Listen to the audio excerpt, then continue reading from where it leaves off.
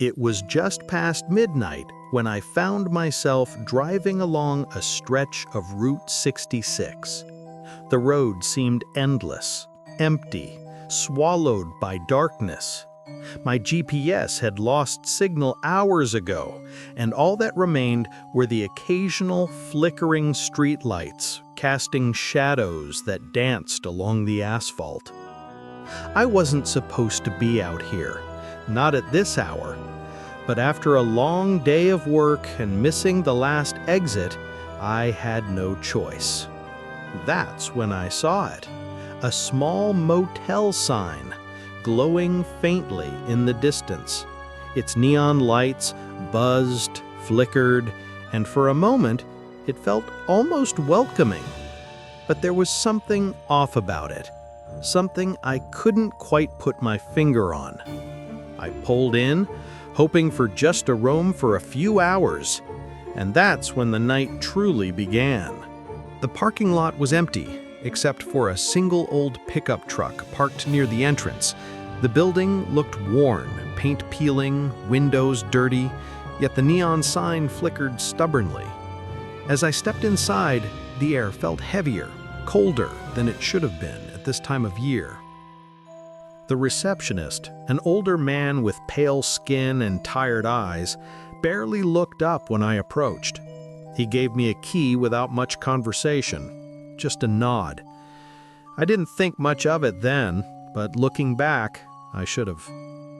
The hallway to my room was narrow, walls covered with faded wallpaper. The carpet, it muffled my footsteps in a way that made the place feel eerily silent.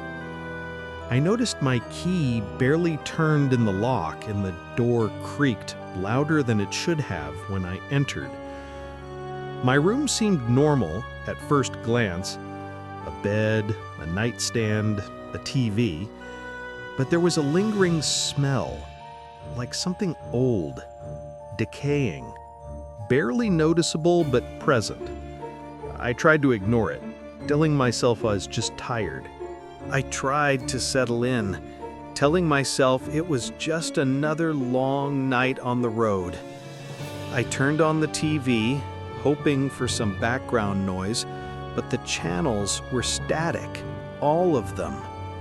That's when I noticed the first sound, a soft, dragging noise from the hallway outside my door. At first, I thought it was the old floorboard settling, but then there it was again, a distinct, slow drag. It wasn't coming from anywhere I could see. I stood up, heart pounding, and pressed my ear against the door. The hallway was empty, or so it seemed. I told myself it was nothing, just the building. Old motels always make noises, right? But then, a shadow flickered across the cracked ceiling outside my room. I froze. It wasn't my imagination. I could see it moving, slowly, deliberately, pausing just out of view. I grabbed my phone to call the front desk, but there was no signal, nothing. And then, the lights flickered once, twice, and then went out completely. I was left in complete darkness. The room felt smaller, suffocating. I could hear my own breathing, rapid, shallow, almost echoing back at me. Then came the knock, soft at first, like someone gently tapping. 3 slow knocks, just enough to make my blood run cold. I waited, frozen. There was no voice, no footsteps, just the knocking and the shadow outside my door, still moving. I realized I wasn't alone. I reached for the door handle, thinking about running, but my hand froze. The knob was ice cold, colder than anything I had ever touched. I couldn't explain it. I didn't want to open the door, but I also couldn't stay still. My mind raced with every horror story I had ever heard. and I realized that for the first time, I was living one. I tried to convince myself it was just my imagination, that old buildings make noises, shadows play tricks on tired eyes, but nothing could prepare me for what came next. My room, it wasn't the same anymore. The chair I had pulled up to the desk earlier was now facing the bed. The TV, which I had turned off, was flickering back on, static crawling across the screen. And the smell, that decaying, metallic smell, it was stronger now, like something had been dragged across the floor. I backed away from the desk, and that's when I saw it. My own reflection in the darkened window. At first, it was me, sitting there. But then, I noticed something wrong. Behind me, a shadow. It didn't have shape, not really, just darkness. It moved, but unlike any shadow I had seen before, it twisted, stretched, and lingered too long where it shouldn't. I wanted to leave, to run to the hallway, but the door, it wouldn't budge. No matter how hard I pulled, it stayed locked. My phone finally had signal. I dialed 911, but there was only static. Then, a voice, a whisper. My name. Soft, raspy, almost right behind my ear. I spun around, but the room was empty. Or so I thought. Pause. Faint whispering. Slow heartbeat rising. Then came the knocking again, not on the door. This time it was inside the room. The sound came from the floorboards, then the walls, circling me. Every object I had touched earlier had been moved. My keys were on the bed, my wallet on the nightstand, the chair right in front of me, and the shadow, it had grown, filling the corners of the room, twisting, moving closer.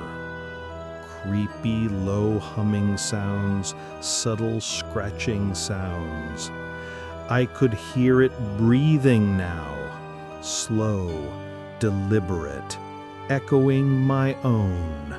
I grabbed the sheets to throw over myself, to block it out, to protect myself. But it wasn't a sheet I was holding. It felt wet, cold, almost alive. I dropped it and ran to the corner, hoping to make sense of it, but the darkness was everywhere. There was no corner left untouched. There was no escape. Pause. Quick breath sound. Tension builds. And then my phone rang. The caller ID read reception. I answered, trembling, and all I heard was my own voice saying, "Don't look behind you." Dramatic pause, soft, heavy breathing, ambient creaking floor. I couldn't take it anymore. The room, the shadows, the sound of my own name echoing through the walls. I made a decision. I had to get out. I ran to the door, slammed my shoulder into it, but it didn't budge. Panic was overtaking me, every instinct screaming to escape. And then I saw it, at the end of the hallway, emerging from the darkness. A figure, tall, shapeless, completely black, as if the shadows themselves had taken form. It didn't walk, it glided, moving impossibly fast yet silent. My heart was pounding so loudly I could barely hear anything else, and yet I heard it. You shouldn't be here. The figure stopped just outside my room. I froze. Every hair on my body stood on end. It tilted its, head at me. I could feel its presence, cold and heavy, pressing against my chest. And then, as I took a step back, the air seemed to thicken. The shadows in the room stretched, twisted, enveloped me. I tried to scream, but nothing came out. I grabbed my phone to record, to document this nightmare. And that's when I realized the screen was blank. No apps, no signal, no flashlight, nothing. And then the figure was closer than humanly possible. And the last thing I remember before the darkness swallowed me was a whisper in my ear, cold and final. You belong here now.